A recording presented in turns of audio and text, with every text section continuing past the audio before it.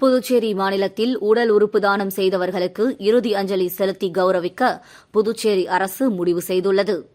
புதுச்சேரி சுகாதாரத்துறை வெளியிட்டுள்ள செய்திக்குறிப்பில், புதுச்சேரியில் உள்ள அரசு மற்றும் தனியார் மருத்துவமனைகளில் மூளைசாவு அடைந்து உயிரிழந்தவர்களின் உடல் உறுப்புகளை அவரது உறவினர்கள் தானம் செய்ய முன்வந்தால் மருத்துவமனையின் மருத்துவ கண்காணிப்பாளர், புதுச்சேரி காரைக்கால் பகுதியில் உள்ள மாவட்ட ஆட்சியர், ஏனாம் மாஹே பிராந்தியங்களில் மண்டல நிர்வாகிகளுக்கும் தகவல் தெரிவிக்க வேண்டும்.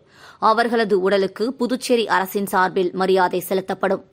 அரசு சார்பில் பிரதிநிதியாக மாவட்ட ஆட்சியர் கலந்து கொள்ள முடியாத சூழ்நிலையில் அவருக்கு பதிலாக துணை ஆட்சியர் உள்ளிட்ட அதிகாரிகள் கலந்து கொண்டு அவர்களது வீட்டில் மலர் வளையம் வைத்து மரியாதை செலுத்துவார்கள்.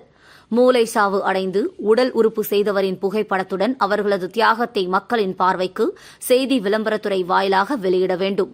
உடல் உறுப்பு தானம் செய்தவர் பிற மாநிலங்களை சேர்ந்தவராக இருந்தால் அந்த மாவட்ட ஆட்சியருக்கும் நோடல் அதிகாரிக்கும் தகவல் தெரிவித்து இறுதி மரியாதை செலுத்த நடவடிக்கை எடுக்க வேண்டும்.